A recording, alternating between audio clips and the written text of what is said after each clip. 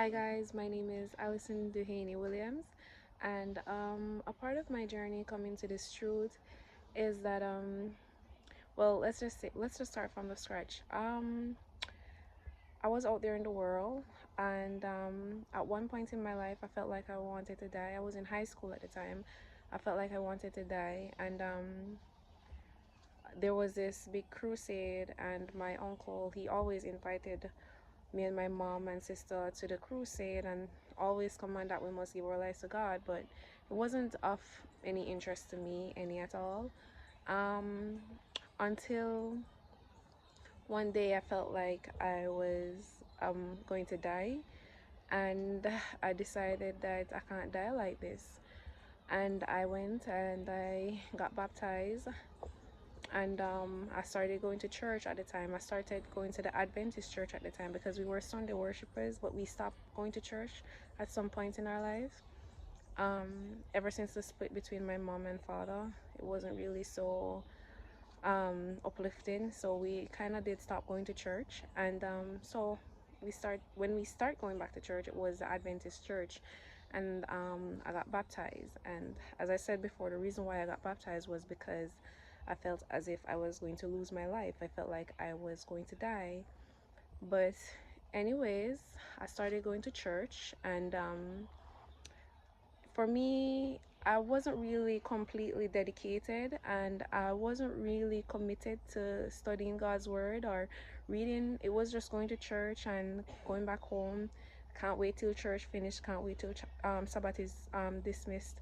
And the elders, they gave me post, and that was I guess the main reason why I kept going, because of the post. And I would try to find some activities, and I was in charge of the young people as well.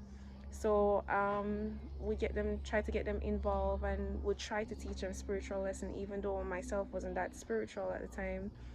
And so for me, it was an on and off, until one day I reached a breaking point in my life where I still had friends in the world, so we were still communicating with them. And it had to do much with peer pressure. I was eating that what I'm not supposed to, drinking that I'm not supposed to, partying just the same while in church, and going out with friends, watching abominable movies. And these are some of the things that influenced me to want to go back out there in the world.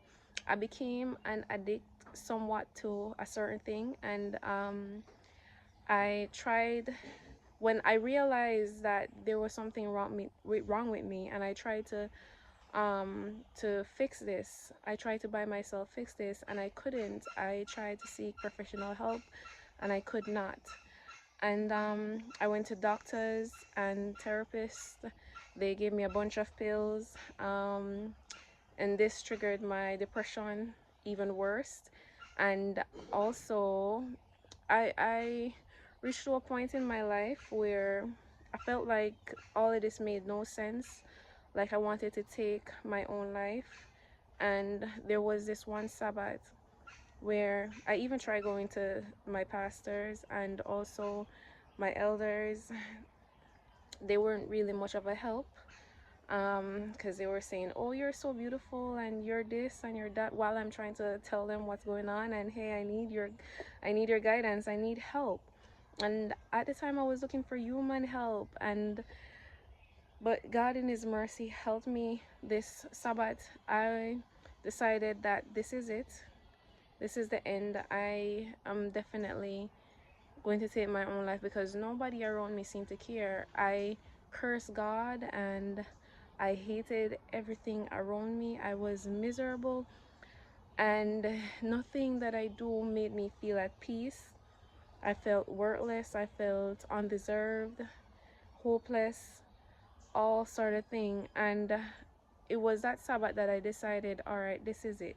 And I was at my grandmother's house at the time, and I closed the doors, and it was night, and I closed the doors, and I was ready to take my own life. But then a message came in on my phone, I don't know why I looked at it, but it came up on my phone. So I don't know why I answered the phone at that time. But when I looked at the phone screen, the person texting from WhatsApp and said that he said the person was Jabari Morris. He texted in and he said to me, "Hey Ali, how is your spiritual life?" At the time, I didn't had his number saved in my phone, so I asked who the person was, and he started texting me. And at that time, I felt like, whoa, God truly cared about me, because all along I was there and I was suffering, and I was like, this is it. This is my time to leave this earth, because there's nothing here for me and God doesn't really care about me. And then this person texts me and say, how is your spiritual life? And I really started looking into that message. And anyways, the person continued to text me telling me about this gathering that they're going to be doing in Westmoreland. That's in my parish in Jamaica, where I'm from. And he's saying that there's going to be some young people there, and it's going to be a little bit much of country living. Country living. And I was like, yes, sign me up. I'm very much interested, because I really needed help. I really needed saving, and I wasn't getting that. And I thought that, okay, I'm just going to lay it down because there's no hope for me, right? But this message changed my life. And at the time I asked him, he said he doesn't know. He just texted me. He felt like he should text me at that time, and it was night. No, so you're not expecting any text from any random person so late at night. But he did listen to the voice of God, and he did text me. God bless him. And when we went down to Westmoreland to that house, there was another old friend of mine, Jamar. We met up with some other young people that was there, and there was this lady, Sister Turner.